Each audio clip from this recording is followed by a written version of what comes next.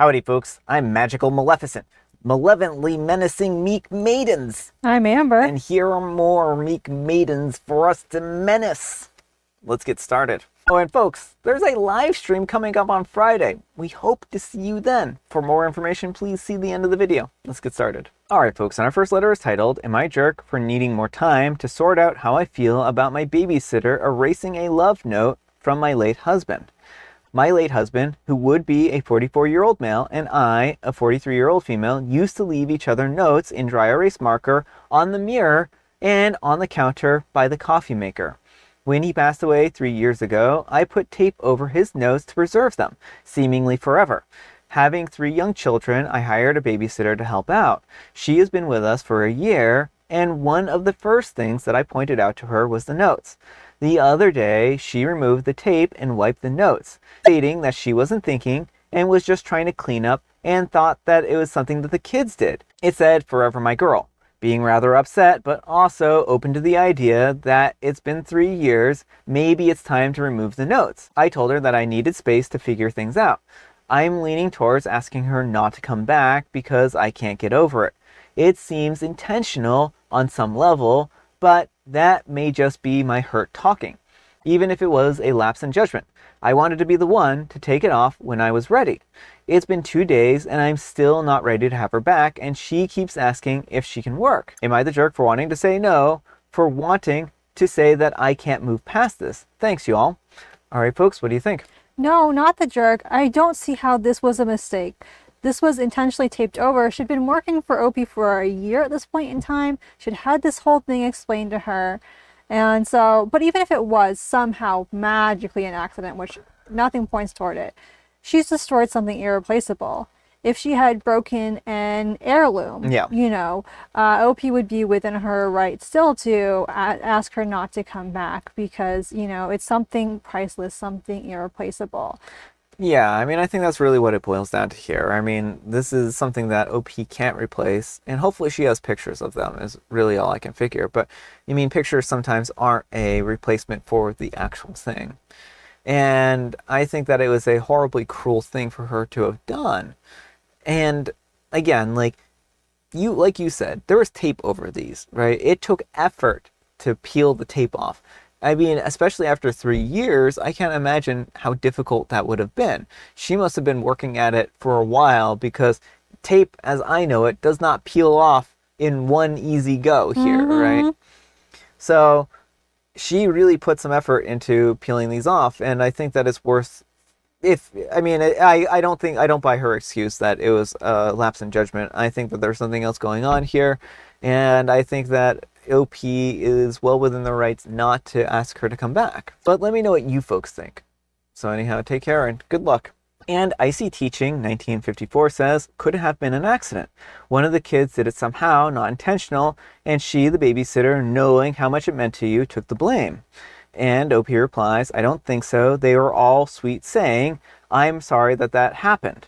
One even said that he knows it's not the same, but he offered to rewrite it. Oh, that's really sweet of the kids. Yeah. And Fleur the Least says, she's worked for you for a whole year. The notes were shown to her and explained from the get-go. But one day she just forgot and thought that one of the children wrote my forever girl to you. I'm not buying it. She's probably one of those people who think grief has an appropriate timeline and an expiration date, and that people need to be forcefully helped along. This was not her place in any form or fashion.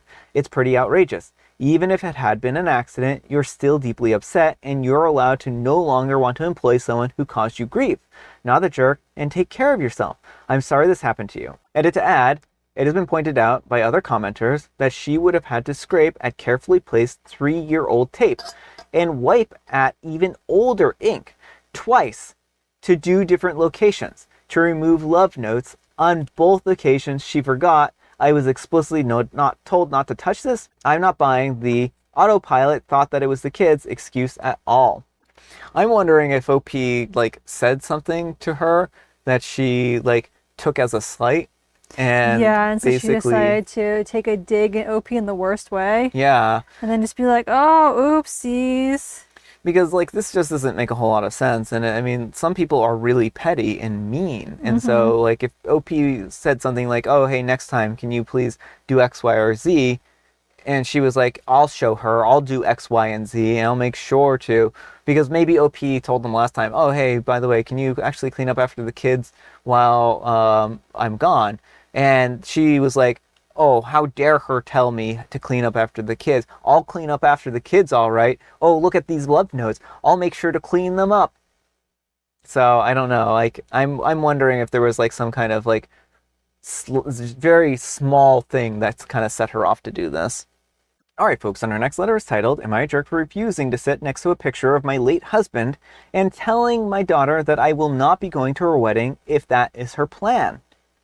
My late husband and I didn't have a good relationship. He struggled with alcoholism and ultimately drank himself to death after I divorced him. After some time, I remarried, but my daughter doesn't get along with my new husband. They have a strained relationship, and I married him while she was in college. She has hated that I have remarried and is kind of a jerk to my husband. My daughter is getting married soon, and while I'm excited for her, I've had some concerns about how she's planning the wedding. She mentioned wanting to include a picture of my late husband at the ceremony, which I completely understand as a way to honor him.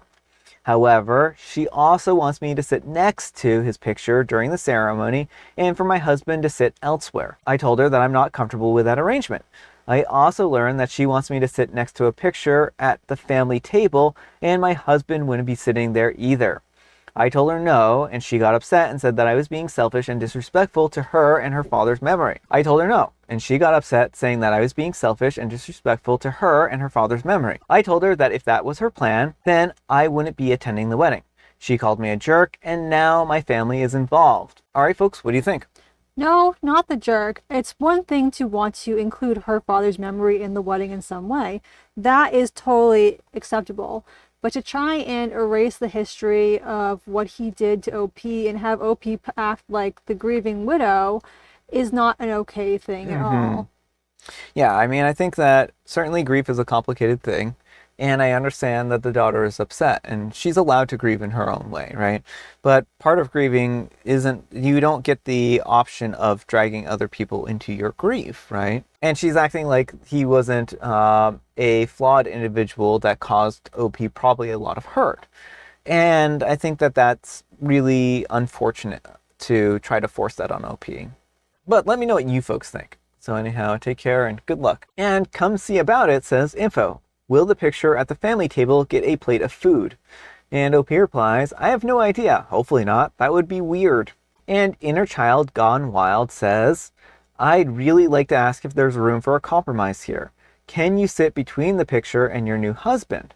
And OP replies, to be honest, I don't want to sit next to my ex-husband at all. I do not like him even in death. It's uncomfortable and weird. I mean, again, like, I don't think OP should have to sacrifice their comfort to make their daughter's grieving process better, I guess, right? All right, folks, and our next letter is titled, My Cat Saved My Life This Morning. My partner/friend that lives with me left for work before I do this morning, and they left around 7:30 as usual. For the next 2 hours, my cat was screaming at me nonstop, and I couldn't figure out why. She kept leading me into the kitchen, but I thought that she was just trying to get me to feed her again, even though I knew that my partner had already fed her. Finally, I was starting to prep for my breakfast, and she was still standing there crying at me, and I noticed the smell of natural gas, and immediately looked at the stove to see one of the knobs was a little past the off orientation, but was still unlit. Ended up airing out the place for about 20 minutes, and all was fine, and my cat stopped crying immediately afterwards. I just wanted to share her story because she's the best girl ever, and she's going to get lots of treats for saving me from blowing up this morning. Trust your animals, folks. They know something is wrong. All right, folks, what do you think? Aw, that's so sweet. Yes, good kitty deserves all the treats. Yeah, I mean, I think that it's sometimes animals can smell things or are more sensitive to things, so it's always a good idea to at least try to understand what is going on with an animal, right? Like maybe sometimes they get like greedy and want additional food, but it's always a good idea to at least try to investigate. All right, folks, and our last letter is titled, I visited my boyfriend at work. For the first time since he's been working there, I visited him. He wanted to have lunch together, so I packed up something and we sat outside and ate. His last job was really judgmental with real working men who only really complained about their wives and girlfriends. I once made lunch for him to take to him and put a love note in it with a "good luck at work, honey. Love you." And they made fun of him quite a bit for it. It broke my heart to hear that, and he quit soon after. We said our goodbyes when his break ended, and I gave him a big kiss, and not even a couple minutes after I got a message from him saying, "My coworkers are cooing over how sweet we were just now, and they already love you." It really warms my heart to know that he has nice colleagues and has so much fun there. I really don't have anyone to tell this to, so enjoy this little bit of positivity that I experienced today. All right, folks, what do you think of that? Aw, nice and wholesome. I'm glad that he found a better, more supportive workplace. Well, I think not everyone is going to be comfortable in a work environment like that. Some people will, and some people like work environments like that. But if you find yourself in a work environment and you just don't like it and your coworkers are making you uncomfortable, then maybe it's time for a change in pace, right? And I think that OP's husband took a chance, found a position that better fit him and his personality, and I think that's a great fit right there. Yeah, well, and I honestly don't like the culture of like disparaging your partner and acting like as your partner should be like your friend, your teammate, someone who is on your side. And yeah, you'll have disagreements and you may want to vent about that. But the constant negativity, I think, is not helpful, and acting like your partner is like the worst thing to happen to you. If you really feel that way, just get a divorce. Yeah, it's kind of like that old ball and chain type of attitude or mentality where they're like, "Oh, I've chained down," or something like that. Why did you even ask this person to marry you if you felt like that they were such a burden to you, right? And again, I think that kind of attitude hopefully is going to live in the past, because I don't think it's quite as expressed as it used to be.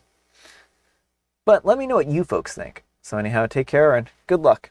All right, folks, it is tea time. Grab your beverages of choice. I've got some tea right here, and Amber, she has a joke. 2 pickles fell out of a jar onto the floor. They had to deal with it. That one isn't too bad. That was actually, I guffawed at that sincerely. And I have licorice spice. All right, folks, that's all the time we have for today. Thank you so much for watching. Happy special Sunday, folks. I hope your Sunday is off to a special start. Amber, we need some kind of moral advice and or guidance. And please have it as though you are an enchanted mirror giving advice. Mirror, mirror on the wall, who's the fairest of them all? The fairest is the cat saving people from gas explosions. I guess that works. Thanks so much for watching, and we'll see you all tomorrow. Bye.